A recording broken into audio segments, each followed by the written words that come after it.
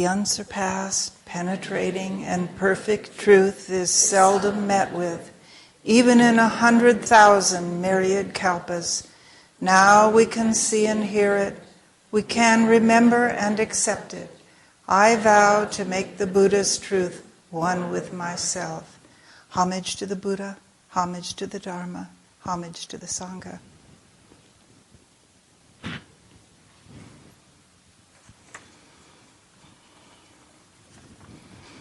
Well, this morning I would like to say a few words about a topic that's near and dear to my heart, searching for safety.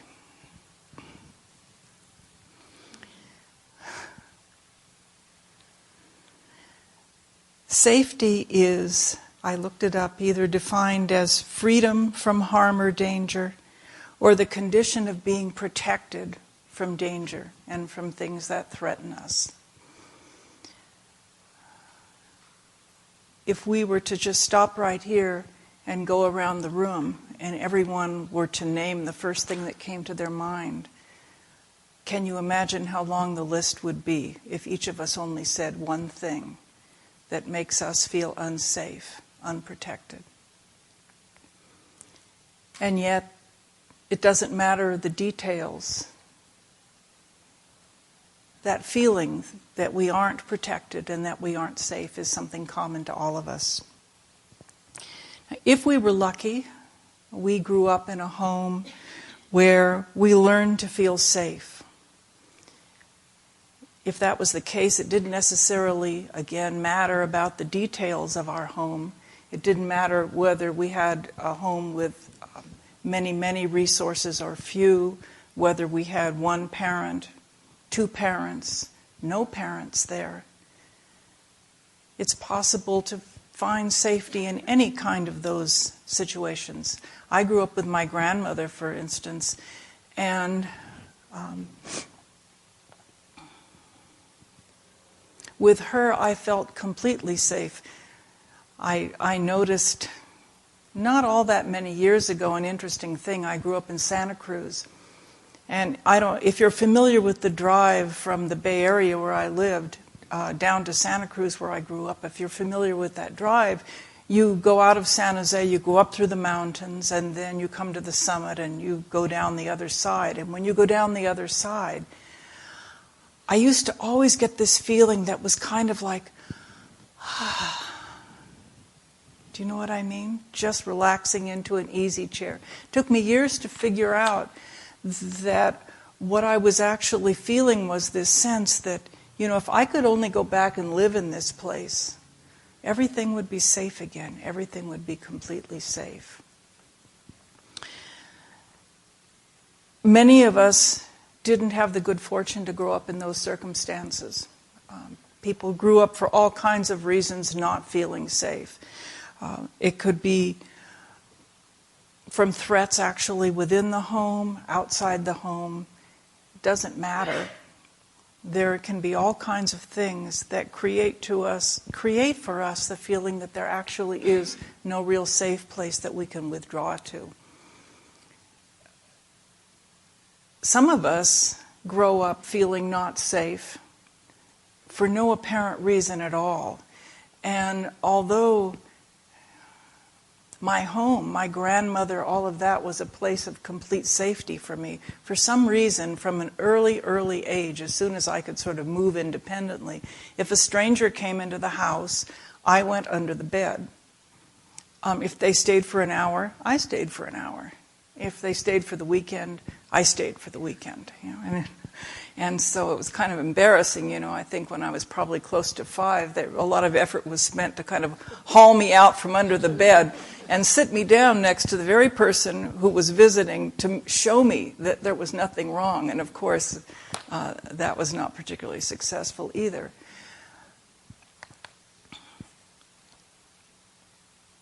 Just as there are so many different things that make us feel unsafe, we all have created or found situations, conditions that give us at least the illusion that we are safe. Some of us crave, feel that we need to be alone.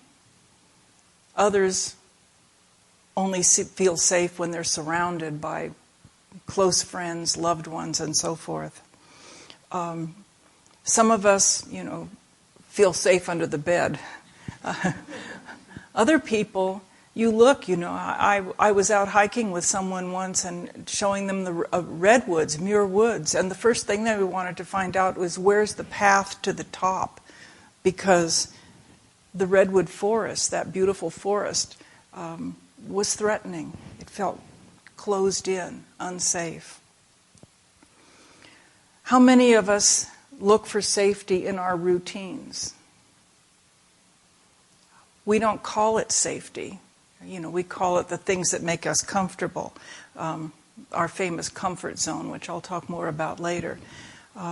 But we find safety in trying to identify all the things that we know will be successful and will work and will prevent us from entering situations where there's any sort of uncertainty present. We don't care for uncertainty a whole lot. We try to anticipate in a situation everything that possibly go wrong. I have handwriting, which I just put on the top of this because I always come out here and can't remember the opening verse that we recite together. So at the last minute, I had to ask Reverend Dillis to go find me a pen so that I could put notes so that I wouldn't humiliate myself by not remembering the verse. Not safety.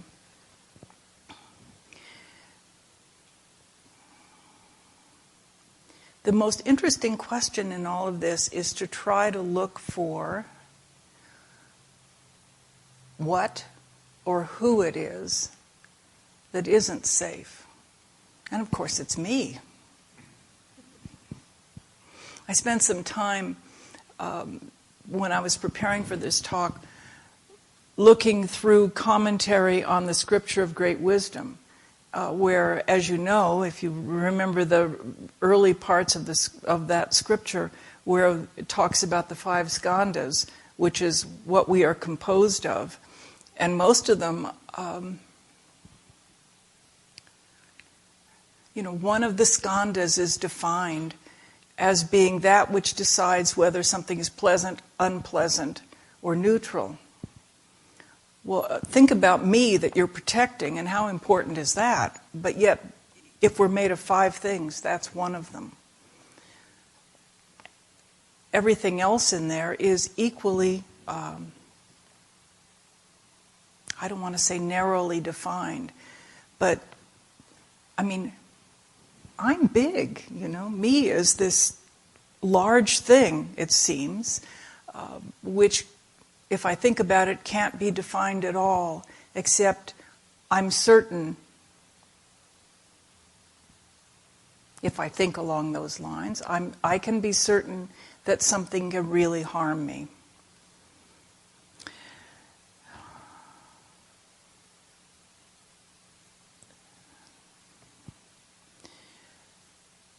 I think along with that, if we think about what happens when we feel threatened, what is our reaction? And I've been thinking about how much of the time what takes over the steering wheel of the car that's called me is fear is driving the car. If I'm caught particularly off guard, it can take quite a while to even notice that that's happened. When fear takes over the steering wheel of the car, that's when things happen like anger. And we say sharp words to one another. We make sarcastic remarks that are intended to hurt. We burst into tears. We run out of the room. We can't run out of the room. We withdraw completely from the situation. And the thing about all of those reactions is none of them has done anything to dispel whatever it was that provoked them. It's just another set of circumstances. I've been thinking about other things that we do, which often are considered to be rational, which are part of our reactions about fear. This is not rational, but if you step on a crack, you'll break your mother's back.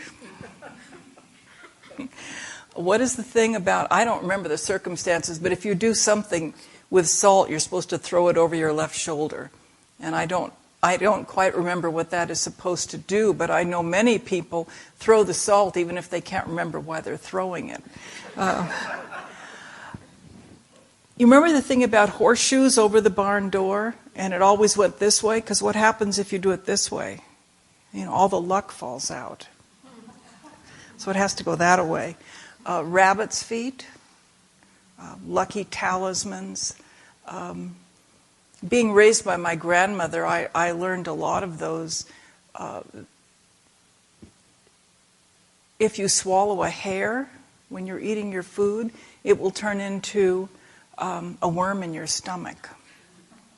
I mean, all of these kinds of things.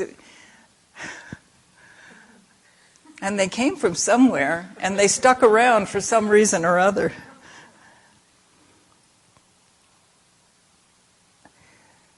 My mother taught me, this is not a superstition, because I grew up as a very, very shy person. She said, all you have to do is hold your head up high, and no one will ever know that you're scared. Well, many years later, I discovered that people thought that I was snooty.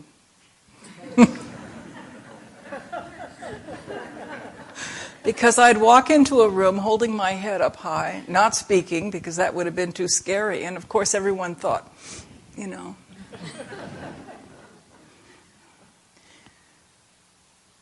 For a week now, I've been thinking about things that make us afraid and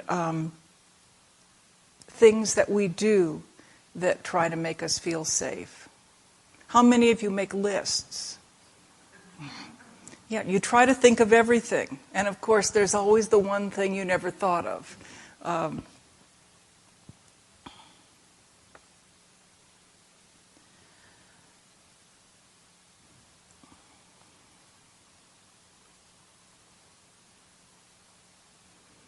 When we're afraid, we don't have the time to try to understand what it is that's scaring us.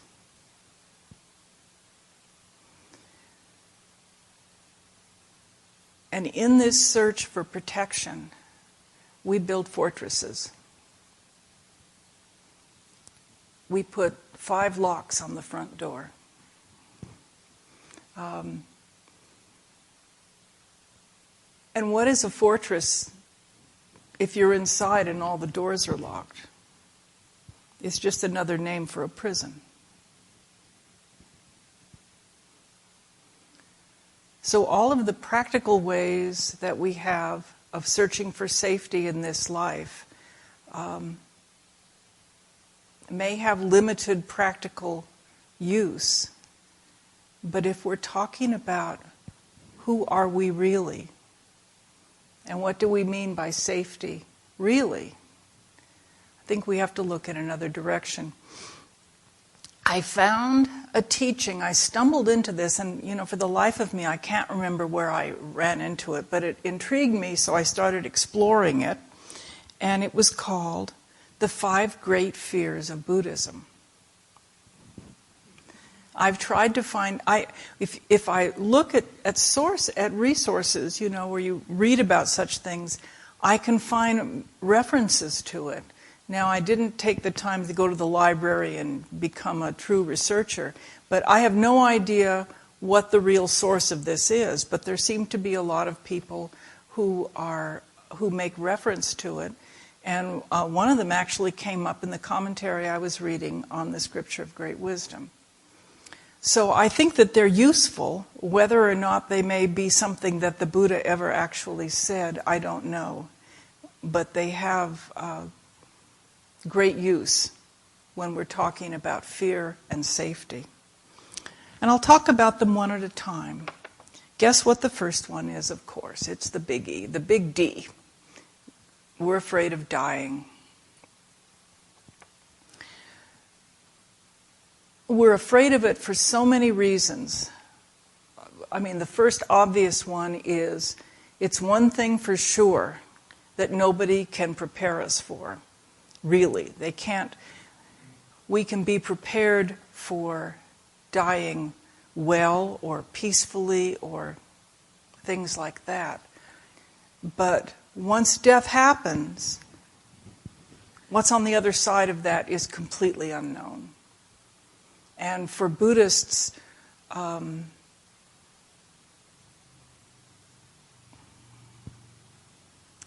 although there may be descriptions of heavens, they aren't offered up as a way to have something to look forward to after that moment when we die.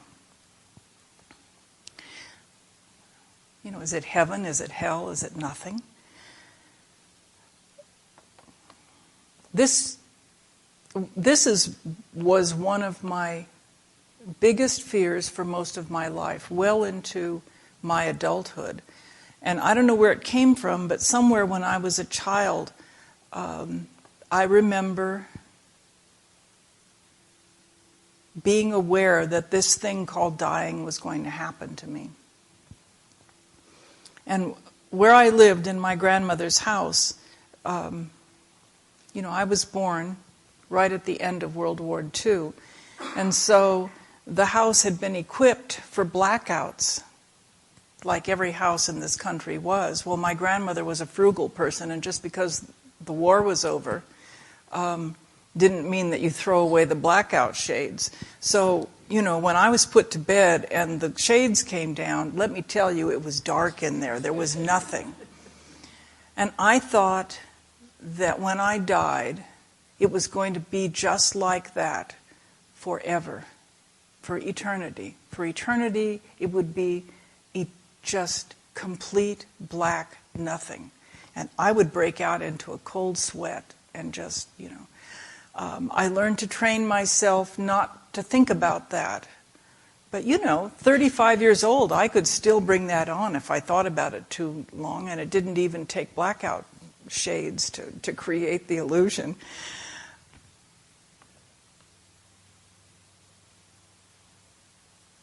I think when we talk about fear of death, we aren't necessarily talking about fear of dying.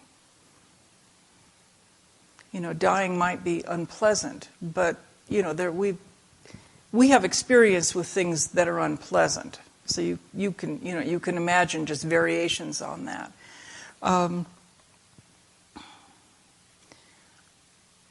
The whole idea of being afraid of death, I learned a lot of lessons during the years that I worked just about all these kinds of things, and this is just sort of an aside into fear of death.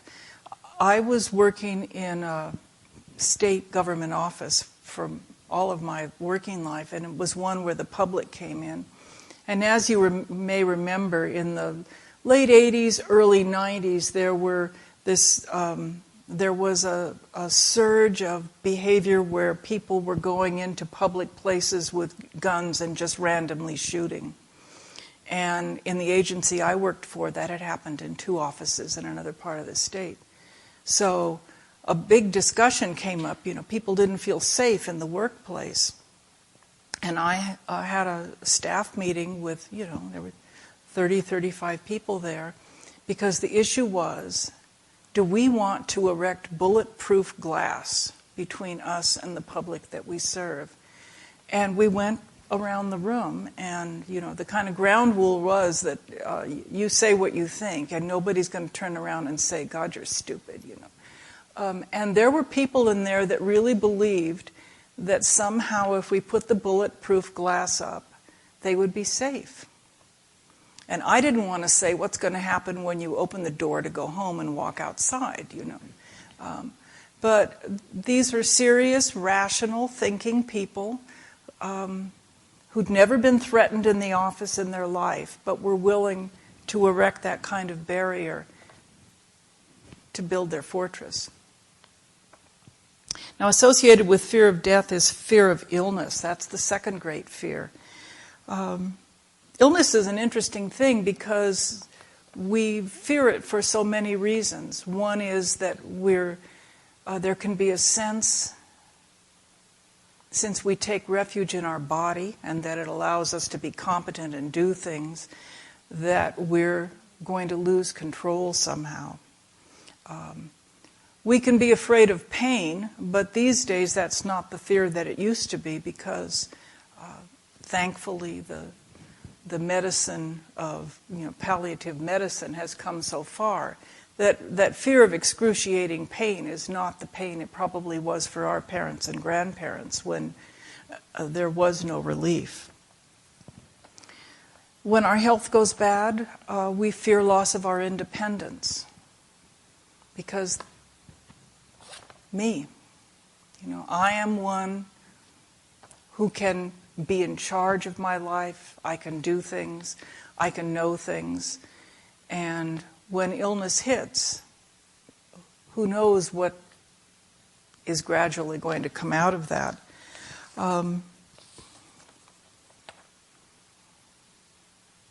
We have a huge health care industry in this country and in the world that's designed to protect us as much as possible from having to fear illness. The thing that people always say, if I'm sitting here like this, you're going to say, "What's wrong with you?"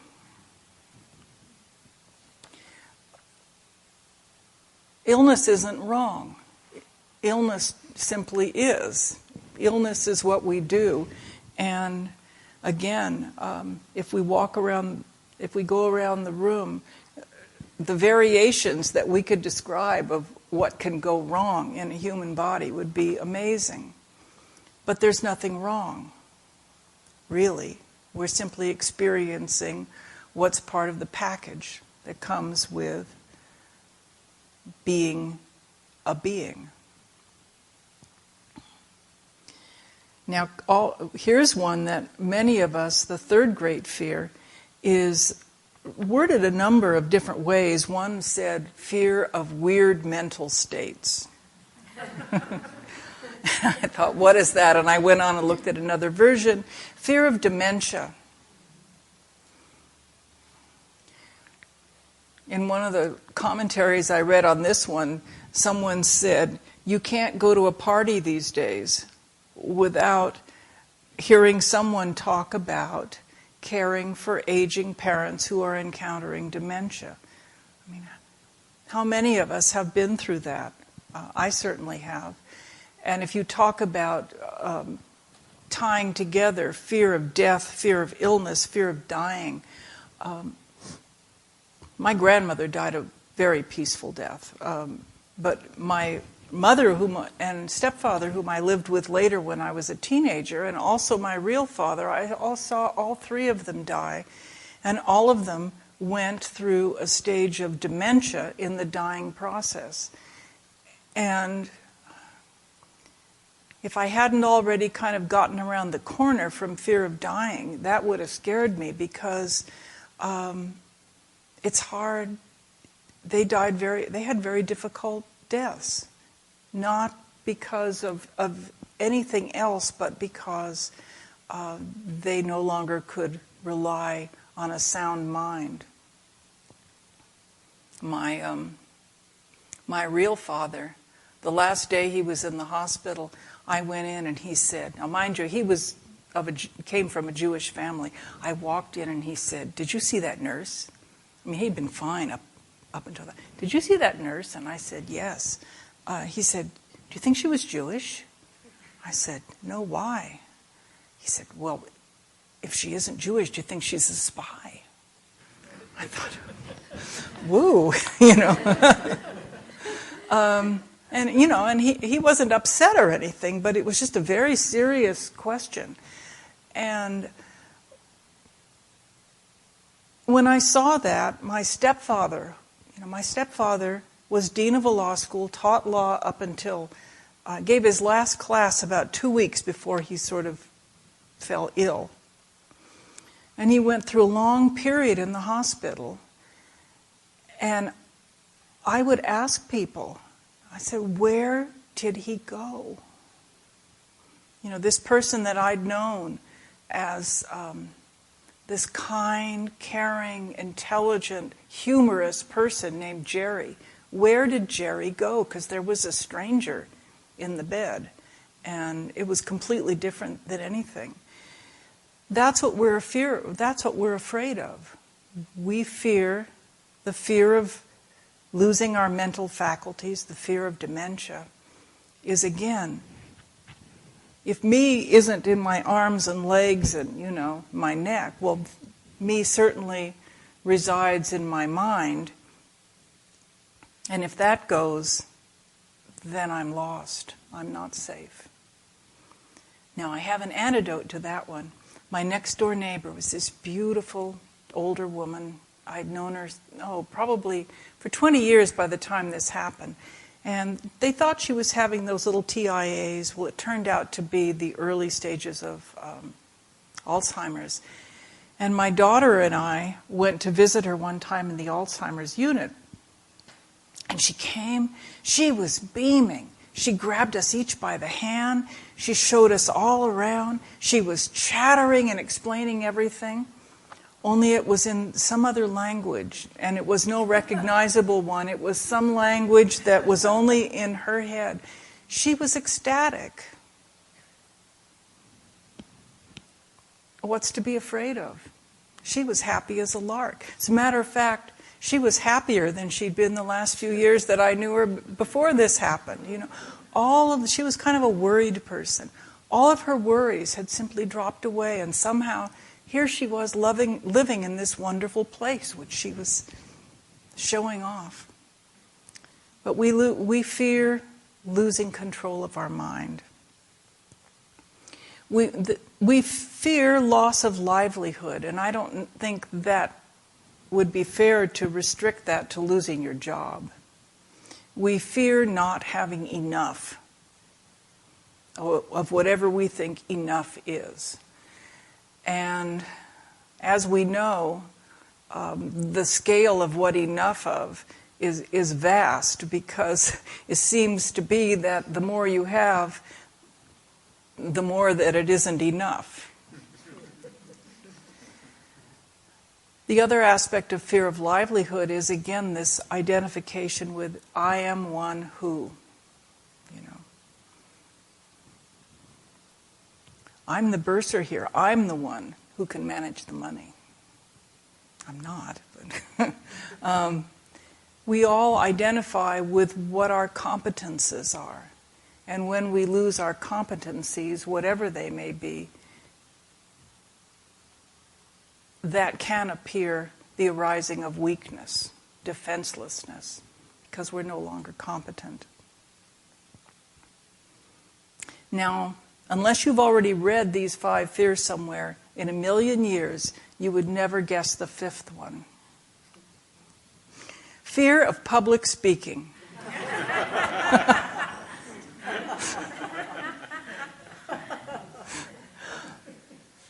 And I've been thinking about that one a lot, I'll tell you about me. When I was in elementary school, if the teacher called on me, I would turn fiery red before I'd even open my mouth. And I went all the way through elementary school, high school, and college, never raising my hand and asking a question unless I felt extremely safe. And blushing anytime I was called on.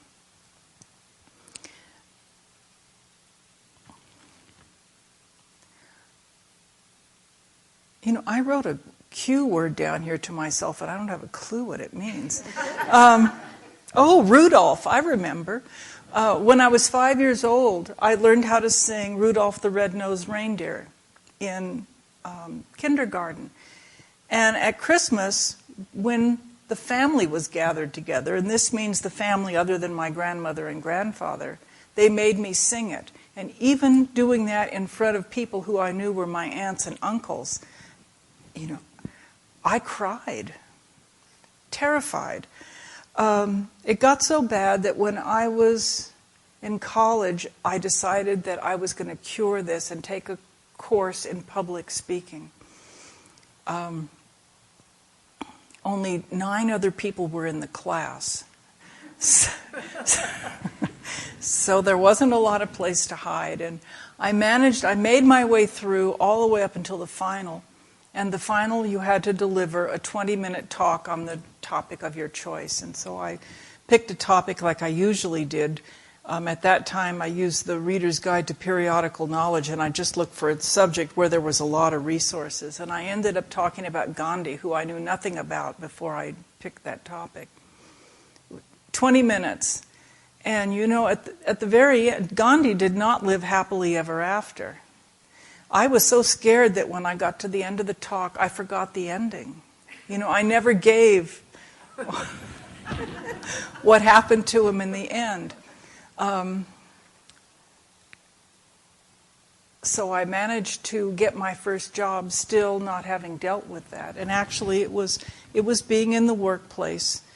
I happened to get a job where you had to talk to strangers, and often in front of more than one at the same time.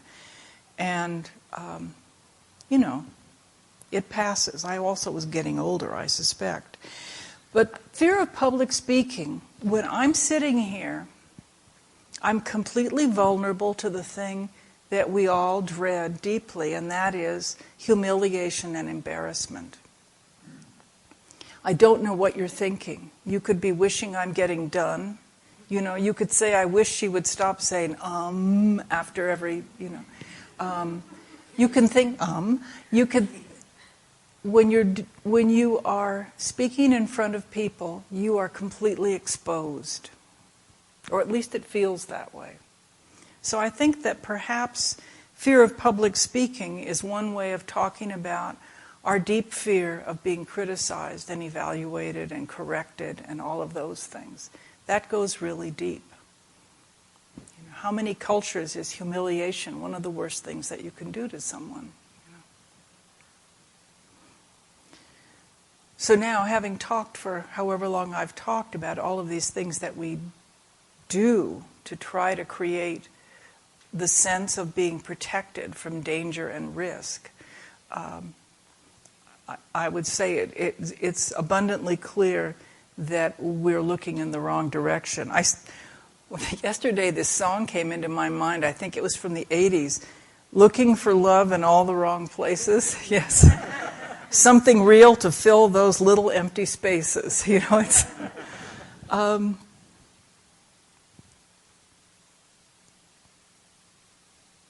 Danger and risk have nothing to do with suffering.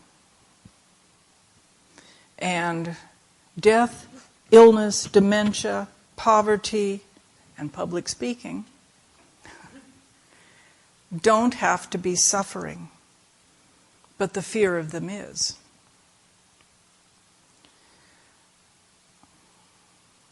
All of these things that we do, if they could have solved the issue of suffering in our life, we would all be someplace else.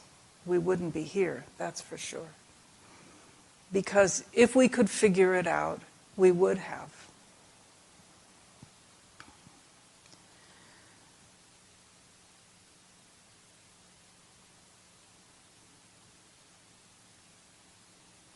Fear comes from our reaction to seeing things either as we hope they will be, we hope they won't be, how we think they are. Our practice is dedicated to practicing, learning to see things as they are, seeing them clearly, responding to things as they are, not as they're described on the checklist.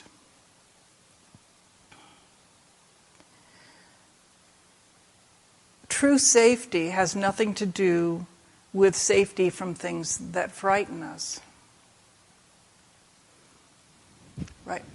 Right here. What do we sing the last thing every evening during Vespers? May we within the temple of our own hearts dwell amidst the myriad mountains. That's safety. Our practice of meditation and the precepts teach us how to see the world and how to move in the world without doing harm to others or to ourselves. Safety.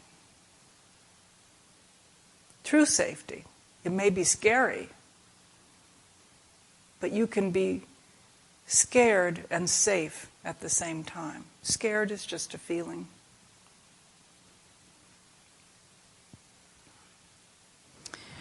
I'd like to close by reading one of my favorite passages. This is from Brahma's Net, which we read every 2 weeks, and every time we get to this part, I wait for this part. It says, "The bright-minded person who is strong in patience, equanimity, and wisdom, and can keep to teachings such as these, easily obtains 5 types of benefits, even before reaching the rank of Buddha." Easily. First, the Buddhas of all the 10 quarters look upon him with sympathy and ever protect him. We're talking about what happens if we do the practice that we're all doing, and ever protect him. Second, at the end of his life, he will see clearly and his heart will fill with joy. You can't ask for a better promise than that. Third, in all future lives, he will be friend to all bodhisattvas. And that's us. We will always be surrounded by people who are holding out their hands to help us. Fourth, he will garner innumerable merits through his perfecting the precepts within himself. Fifth, in this and later lives, his wisdom and happiness from keeping to the pure precepts will be full and complete. Such is the disciple of the Buddha. I can add nothing to that. Thank you very much.